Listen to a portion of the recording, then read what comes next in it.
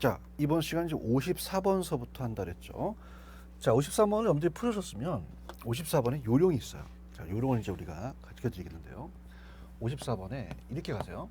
우리가 할인 기법의 합계상관식 고려한다라고 한다면 현가가 들어가면 무조건 고려합니다. 자, 순현가법이 할인하고 수지분석법에 들어가죠. 연평균 순현가라든지 현가가 들어가면 무조건 고려해요. 현가 해수 기간. 그 다음에 내부 수익률법에 내부가 있고요. 지수가 있죠. 이걸 세 가지를 찾아보세요. 현가, 내부, 지수.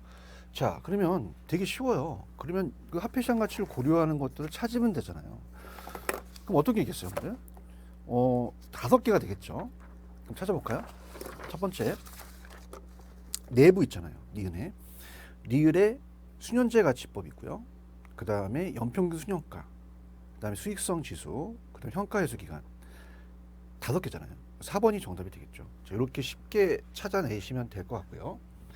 그 다음 55번은요. 우리가 들어갑니다. 자, 가장 옳은 거 할인연금 수지분석법에 가장 옳은 것은 3번만 정답이 되죠. 이렇게 기출문제에 나왔던 질문인데요. 들어가도록 하죠. 자, 1번은 왜 틀렸을까요? 할인현금 수지 분석을 했다는 것은 당연히 예상되는 현금 유입 현가와 현금 유출 현가를 비교해서 투자하는 방법으로 부동산 투자 기간 동안 현금을 반영했다는 장점이 있죠. 그 다음에 수익성 지수는요. 자, 수익성 지수라는 것은 수익성 지수다라고 한다는 것은 유입을 유출을 나눠요. 자, 이게 어려우면 우리가 이 사람이 먹는 입이 있고요. 나가는 거는 밑에 있잖아요. 그래서 들어오고 나간다. 자, 그러면 현금 유입의 현가. 정확하게 현금 유입의 현가가 올라갈 거고요. 그 다음에 현금 유출의 현가가 내려갑니다. 현금 유출의 현가. 자, 그럼 항상 분수 있는 방법이 분모에 대한 부자잖아요. 그럼 현금 유출에 대한 현금 유입의 현가로 갔어야지. 바뀌었죠. 그럼 수익성 지수는 현금 유입의 현금 유출의 현재 가치에 대한 현금 유입의 현재 가치를 말한다. 1보다 큰 건 맞죠. 3번 정확합니다. 3번 정확한 게 순현가법은 장래에 기대는 세후소득 현가과 투자비용 현가 서로 비교했죠. 4번은 뭐가 틀렸냐? 자, 내부 수익은요 현금 유입의 현가입니다. 얘네들은 다 현가가 먼저 나와야 돼요. 현가와 현금 유출 현가를 같게 만든 할인입니다. 내부 수익은 순현가를 0으로 만든 할인입니다. 이렇게 하셔야 되죠. 그래서 순영이 수익 이렇게 암기하시면 됩니다. 그래서 0으로 만든다. 이렇게 보시면 되고요. 그 다음에 56번으로 우리가 가보도록 하죠. 자, 56번은 이제 다음에 보기에서 어림세법에 관한 가로 안에 개념으로 옳은 것은 자, 여러분들 요거는요 역수관계를 물어봤어요. 역수관계. 그래서 56번을 채워본다면 첫 번째 나온 게 종합자본환율이잖아요. 종합자본 환원율. 자, 우리가 순종한다. 제 야매에 순종한다. 자, 그러면 그 순종이 역수예요. 그럼 요거와 역수인 게 순소득 승수죠. 두 가지 역수라는 거 우리가 요령을 낸 거죠. 그럼 얘가 순소득 승수와 역수 관계니까 자, 그러면은 여기서 가로친 게 총투자액이 올라갔잖아요. 총투자액. 그럼 여기서 나온 거는 자, 1번하고 3번이 일치해야 되죠. 근데 1번하고 3번이 우리가 일치하지 않죠. 조도독과 총투자액은 다른 거잖아요. 그럼 이건 분명히 틀렸다라는 얘기를 우리가 알 수 있는 거고요. 4번이 이제 우리가 역수관계니까 자, 5번하고 세전이 나오면 4번도 세전이 나와야 되잖아요. 그죠? 근데 이게 안 나왔다는 거는 우리가 의심을 해보는 거죠. 그럼 순소득 승수는 자, 총투자액이 올라가죠. 총투자액이 올라가고 그 다음에 여기가 앞에 거로 나눠주죠. 순소득으로. 그러면 자, 여기는 1번은 역수니까 순소득이 되고요. 2번은 총투자액, 3번은 순소득이 되니까 1, 2, 3번 다 틀렸죠. 자, 그러면 지분 배당률하고요.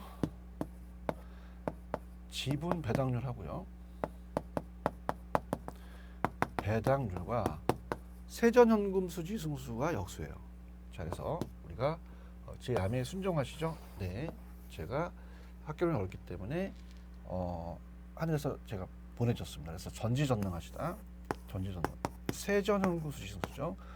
세전 현금 수지 승수가 나오니까 요거랑 역수관계다 라고 한다면, 자 우리가 세전 현금 수지 승수는 항상 지분 투자가 올라가죠. 지분 투자액을 앞에 써도 나눠주잖아요. 세전 현금 수지. 그러면 제가 역수라고 한다면 어떻게 돼요? 자, 당연히 세전이 올라가겠죠. 그러면 자 4번에는 세전 현금 수지가 있었는데 세우잖아요.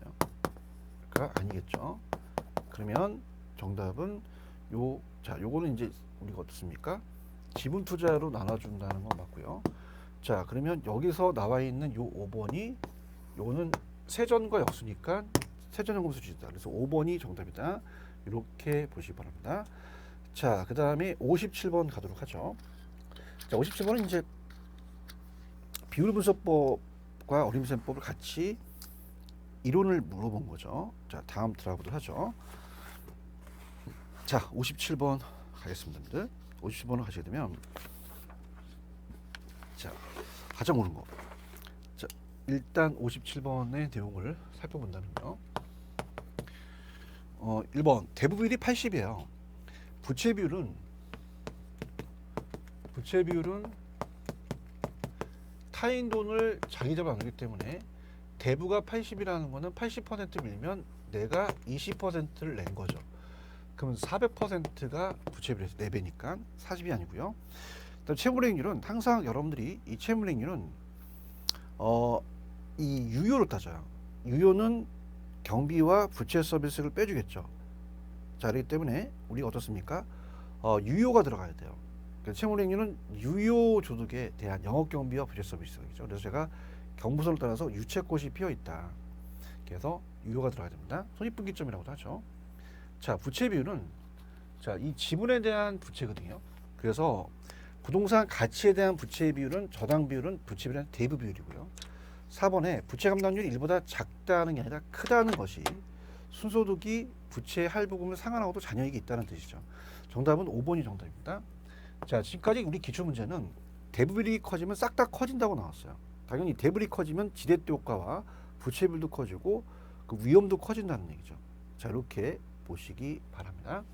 자, 그 다음 이제 58번으로 이제 마무리를 한다면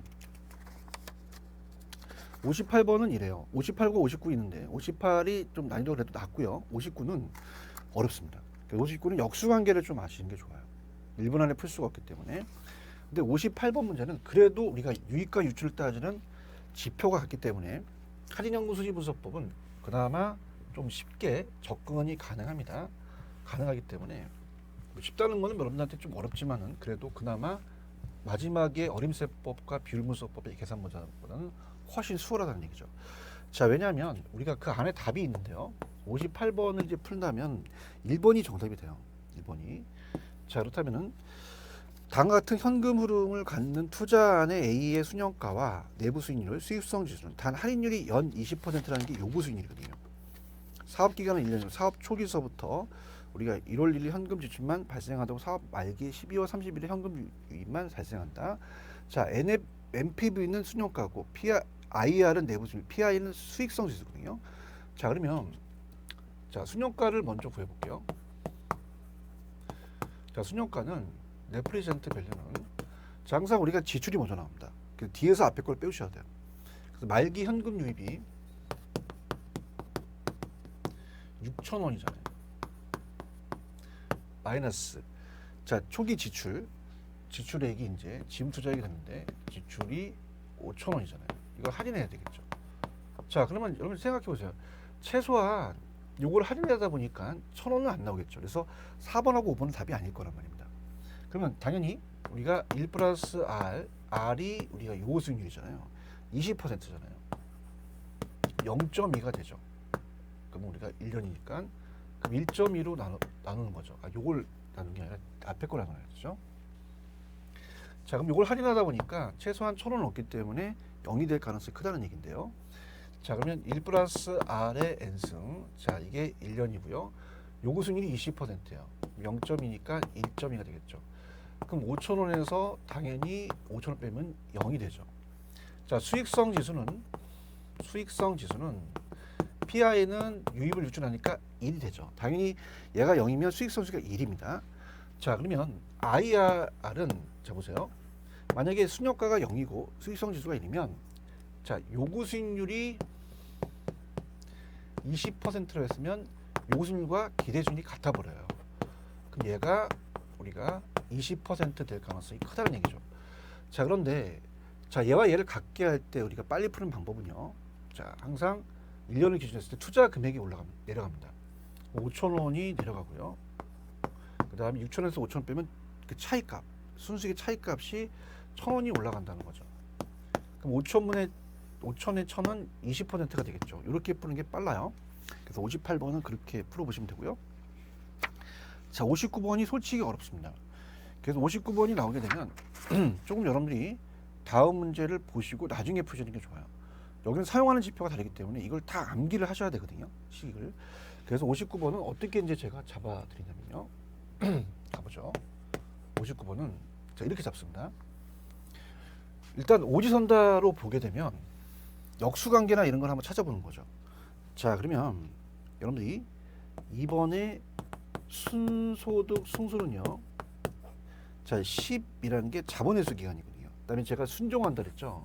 그러면 자, 4번에 보시면 종합 자본환원율이라는 게 있어요. 자본환원율. 그러면 종합 자본환원율을 봤을 때 얘랑 역수관계라는 겁니다. 그럼 얘가 10이면 얘가 10분의 1이니까 10%가 되니까 어떻게 생각하세요? 이 둘 중에 정답이 하나가 있는 거죠. 그래서 자, 만약에 얘가 10인데 10%가 나왔다. 그럼 정답인데 8% 나왔기 때문에 정답이 아니에요. 그럼 얘가 10이 정답이 될 수 있고 8이 정답이 될 수 있으니 이건 두 개 다 풀어봐야 되거든요. 자, 그러면 일단은 그런 것들을 본다면 2번하고 4번이 정답이 되는 거죠. 자, 그럼 이건 요령이고요. 일단 우리가 하나씩 구해볼게요. 1번 유효 총소득을 구합니다. 자, 그러면 항상 총투자액이 올라가고요. 유효 총소득이 내려가는 거죠. 자, 그러면 우리가 힌트를 줬는데 문제에서 얘가 5래요. 자, 그 다음에 총투자액이 10억이래요. 그럼 10억을 5로 나누면 2억이 되거든요. 그럼 우리가 유효 총소득이 2억이라는 뜻이죠. 여기서 스타트를 끊고 자, 우리가 현금 흐름을 본다는 거죠. 자, 그러면 여기서 유효에서 영업 경비를 빼면 어떻습니까? 자체적으로 그 순영업소득이 되잖아요. 자, 그러면 볼게요. 자, 우리가 순소득을 이제 봐야 되는데 순영업소득은 부채 서비스액을 빼고 부채 서비스액을 뺀 다음에 세전 현금 수지가 나오겠죠. 세전 현금 수지. 그러면 대입시켜 봅니다. 있는 것을 우리가 한번 응용하는 게 좋아요. 그럼 세전이 6천만 원입니다. 6천만 원이고 부채 서비스액이 4천만 원이에요. 그럼 역으로 얘를 알려면 이걸 더하면 되잖아요. 그럼 1억이 순영업소득이라는 거죠. 그럼 1억서부터 계산을 하라는 얘기예요. 이거는 이제 이렇게 됐으니까 끝나버리고 그러면 자, 순영업소득이 2억이다 라고 한다면 자, 이제 다 끝난 거죠. 자, 순소득 승수는 어떻게 됩니까? 우리가 총투자액이 올라가고요. 총투자액이 올라가고 그 다음에 순소득을 나눠주잖아요. 그럼 총투자액이 얼마예요? 10억이고 순소득이 2억이니까 자, 총투자액이 10억 그 다음에 가봅시다. 자, 우리가 이제 순소득 순서부터 먼저 구한다면요. 그 다음에 얘가 죄송합니다. 1억이죠. 1억. 이거 합치면 2억이 되죠. 자, 1억이 되니까 얘가 10이 되잖아요. 그럼 얘는 10%가 되거든요. 그래서 4번이 틀렸다는 걸 미리 우리가 맞히는 거죠. 자, 이렇게 해서 맞히는 게 빨라요. 그죠? 그래서 얘 둘 중에 정답이 된다 그랬잖아요. 자, 그러면 다른 것도 한번 해볼까요? 자, 그러면 유효 총소득은 2억이라는 거 나왔고요. 그 다음에 순소득수가 10이니까 종합자본 역수니까 10%. 4번이 8이 아니라 10이죠. 자, 세전현금 수지승수 들어갑니다. 그래서 우리가 3번에 세전현금 수지승수죠. 수지승수는 지분 투자가 올라가죠. 지분 투자액이 올라가고 그 다음에 세전현금 수지가 내려가죠. 그럼 지분 투자는 얼마예요? 우리가 6억이잖아요. 6억에다가 세전현금 수지가 6천이었죠. 그럼 10이죠. 10. 회수기간이 10년 걸린다는 얘기죠. 그 다음에 이제 마지막 부채 감당률은 확인하죠. 이제 정답이 4번이 확실하면 4번이 정답하고 넘어가는 거죠. 자, 부채 감당률 순투부죠. 부채 감당률입니다. 순영업 소득을 부채 서비스로 나눕니다. 순영업 소득을 부채 서비스액으로 나눈다 라는 거죠. 자, 그럼 순영업 소득이 얼마예요? 1억. 부채 서비스액이 원리금이었잖아요. 원리금이 4천이죠. 그럼 4천만 원을 1억으로 나누죠. 자, 그러면은 우리가 1억 치시고 4천만 원 나눠보세요. 1억 치시고요. 나누기 4천만 원 나눈다. 자, 그러면 2.5가 되잖아요. 그래서 부채감당 2.5다. 그럼 정답은 4번 8%가 아니라 10%가 되겠죠. 이렇게 정리하시면 됩니다. 자, 이렇게 해서 투자론은 마치도록 하겠습니다. 그래서 한 7에서 8문제가 뜹니다. 금융론으로 연결한다면 대출액을 산정하는 게 나오죠. 그래서 우리가 60번, 61번, 그 다음에 62번은 이제 제가 세 가지 다 푼 게 있는데요. 솔직히 제가 봤을 때 62번이 나올 가능성이 가장 높습니다. 상가에 대한 대출액이 올해 뜰 가능성이 높아요. 작년에 예상했는데 우리가 LTV와 DTI에 기존 대출이 있는 60번이 나왔거든요. 61번은 자, 우리가 그 자주 출제되지 않았습니다. 61번은 기존 대출의 담보 대출이 아니라 사업자금 대출이 있었기 때문에 그 사업자 대출은 원리금에서 빼거든요. 이렇게 해서 하니까 우리가 천천히 한번 문제를 살펴보도록 하겠습니다. 자, 이제 금융과 연결되는 문제라고 볼 수가 있는데 최대 대출 가능 금액을 구해요.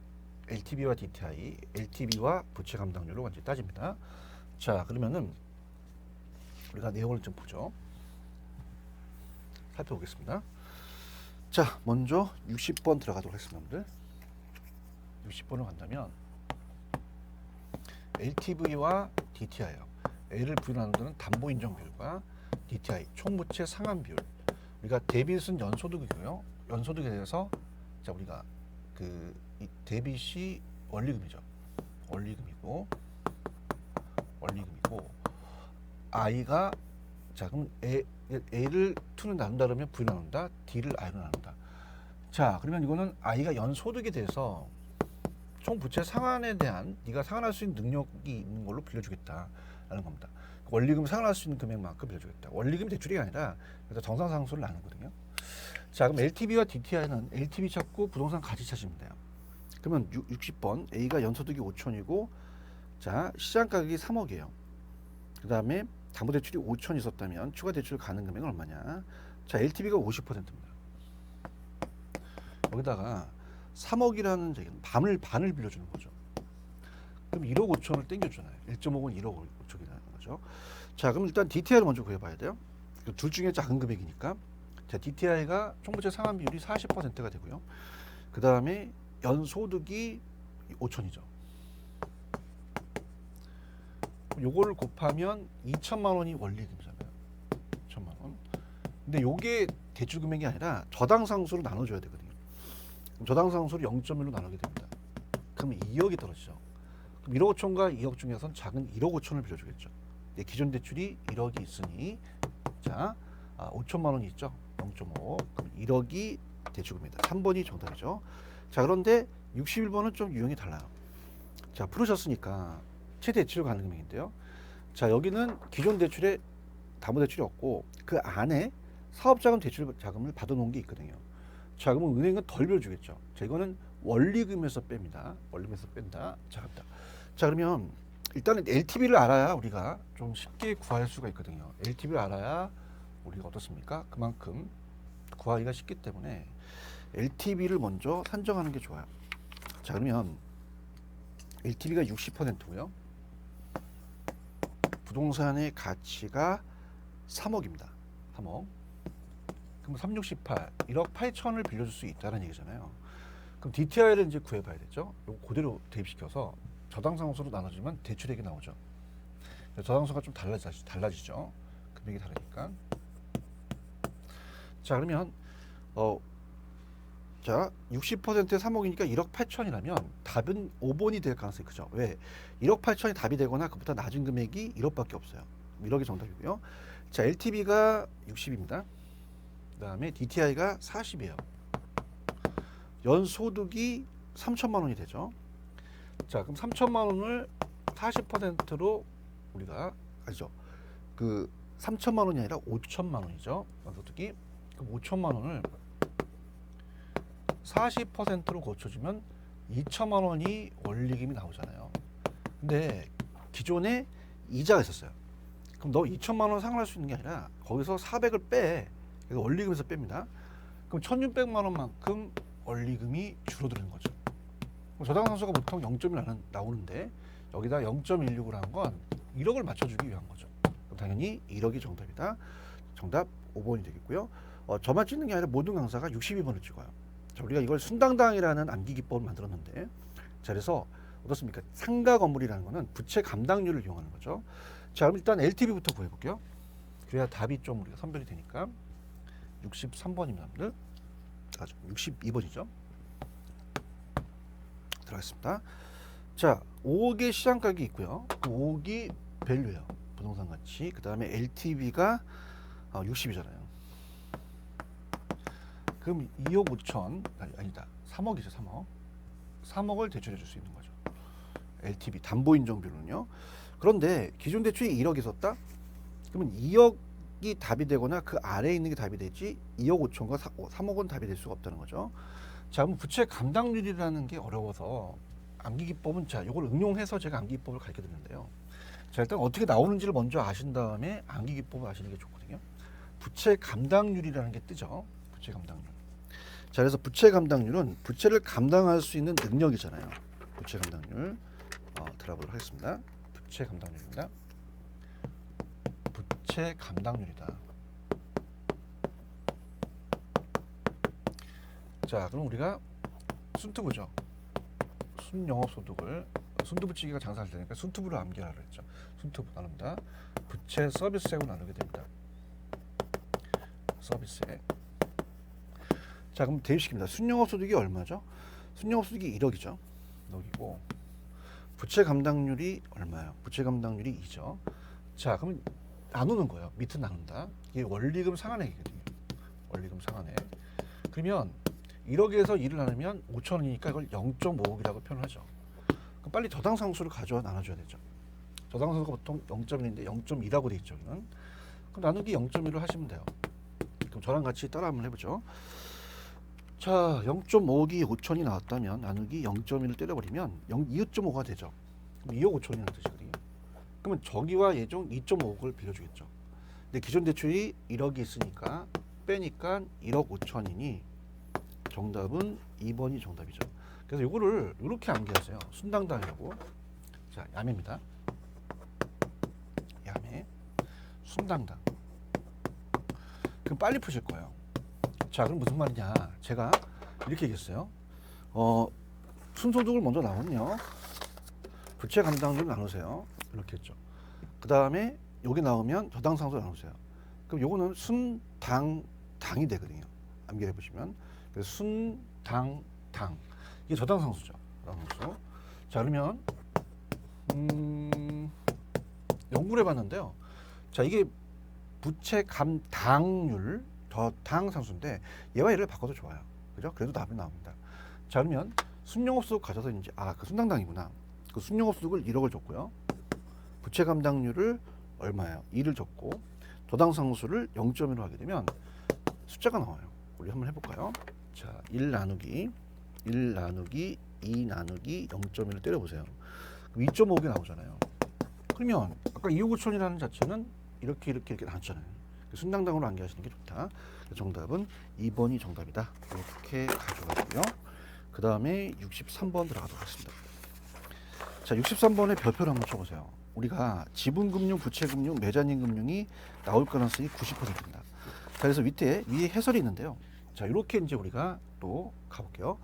자, 지분금융은 우리 시험 문제에 딱 5가지만 떴어요. 5가지. 그래서 아예 신공조리폰이라고 암기하시는 게 좋습니다. 그래서 지분금융은, 그러니까 지분금융, 그러니까 3가지예요. 지분금융을 물어볼 수 있고요. 그 다음에 부채금융을 물어볼 수 있습니다. 부채금융을 물어볼 수 있고, 이 2가지 성격을 다 혼합한 매자닌금융을 구할 수 있거든요. 매자닌금융. 자, 그럼 가봅시다. 자, 지분금융은 신공조리폰으로 암기하세요. 신공조리폰. 그럼 다 잡힙니다. 자, 이건 신디케이트죠. 공모에 의한 증자. 주식을 공모한다는 것도 지분을 파는 거죠. 공모에 의한 증자. 의한 증자가 되고요. 조인트 벤처죠.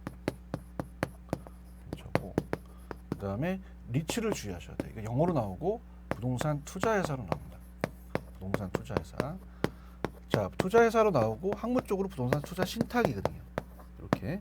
그 다음에 펀은 펀드죠. 그래서 요거를 암기하시면은 지분은 빨리 이제 우리가 습득할 수 있는데요. 그게 어려우시면 이 채자가 빌리 채자예요. 사채나 채권이라 내가 은행 가서 차용증을 쓰게 되면 돈을 빌려주는 거잖아요. 자, 그러면 저당을 잡고 내 물건에 담보를 잡아요. 이런 게 나오면 부채입니다. 근데 주의하실 게 ABS 주의하세요. ABS는 원래 자산 담보부 주권인데 자산 유동화 주권을 쓸 수 있어요. 그게 잘못됐다는 건 아닙니다. 자산을 유동화해서 현금화시킬 수 있는 담보부 주권인데 이렇게 보시고, 원래 담보라는 거, B는 담보니까 담보가 들어간다는 거. 자, 그 다음에 주의하실 게 신탁 증서금융을 주의하세요. 신탁 증서금융은 자, 여러분들이 배우셨지만 이 토지의 소유자가 신탁회사 가서 형식 소유권을 이전시키고 수익주권을 발급받아서 은행 가서 수익주권의 질권을 설정하거든요. 그럼 얘는 담보신탁으로 고쳐야 담보가 들어가거든요. 부채금융이고, 또 우리가 새롭게 작년에 프로젝트 금융이 나왔습니다. 자, 프로젝트 금융이 처음 떴죠. 자, PF죠. 담보대출이 아니라 사업성을 담보로 해요. 그러다 보니까 이 사업주한테 독립된 회사를 설립하라 그래요. 이 독립된 회사가 회사채를 발행하거든요. 그래서 이것도 부채라는 거. 자, 매자닝은 2가지요. 전환사채는 원래는 얘도 채권으로 매입해서 주식을 전환해주고, 신주인수권 부사채, 신주인수권 부사채가 나왔죠. 부사채는 자, 원래 채권이었지만, 자, 사채였지만 이거를 신주를 받을 수 있는 권리로 전환해주거든요. 그래서 이렇게 보십시오. 전신주, 전봇대가 전신주에 매달린 매자닌 이렇게 합니다. 자, 그러면 맞출 수 있죠? 자, 일단은 63번은 정답은 디귿이죠. 자, 부동산 신디케이트만 지분이에요. 저당금융은 부채, 신탁증서금융, 담보신탁, 부채, 부동산 신디케이트 지분, 자산유동화지권 주의하실 게, 이거 자산유동화지권이 원래는 아까도 얘기했지만 신탁증서금융은 담보신탁으로 고쳐야 되고요. 얘는 자산담보부지권으로 생각하셔야 돼요. 그럼 니은하고 니을이 굉장히 조금 이 채자나 저당 담보가 안 들어가기 때문에 주의 있게 보셔야 될 내용입니다. 자, 미음 신주인수권 부사채는 뭐예요? 자, 우리가 그 위에 내용이 있듯이 전환사채는 채권으로 먼저 발행을 해요. 부채금융을 갖고 있죠, 성격을. 그 다음에 나중에 회사의 주식으로 지분금융으로 전환해줘요. 2가지 혼합형이 될 수 있고요. 신주인수권 부사채는 채권을 먼저 매입합니다. 사채로. 그 다음에 이거를 신주인수권, 새로운 주식을 받을 수 있는 인수권을 주는 거죠. 그러면 2가지 성격을 다 갖고 있죠. 그래서 미음의 신주인수권 부사채와 전환사채는 매자닌 금융이다. 자산담보부 기여보험은 부채가 되겠죠. 그래서 디귿번만 정답이 된다. 자, 이렇게 가져가시기 바랍니다. 자, 그러면 그 다음 문제는 좀 시간이 걸릴 것 같아서 요거 설명한 다음에 이제 좀 다음 시간 넘기는데요. 다음 시간은 이제 64, 65가 고정금리와 변동금리입니다. 그래서 고정금리와 변동금리를 바꿔낼 수가 있죠. 그래서 그렇게 보고, 그 다음에 이제 자동의 상환 방법이 거의 100% 시험 나오죠. 그래서 66, 67, 68 특히 이제 지문이 떠요. 66은 무조건 우리가 지문을 보셔야 되고요. 67, 68 중에서 솔직히 작년에 원리금 균등 상환 방식이 나왔습니다. 올해는 원금 균등 상환이 될 수 있으니 67번이 더 유력하다. 이렇게 보는 거죠. 자, 그럼 다시 한번 요 문제 63번을 기억하면서 좀 쉬었다 가겠습니다. 자, 우리가 5가지죠. 신공조리폰을 암기하세요. 자, 실무조리펀. 그래서 이거는 지분이라는 거는 어디 선다.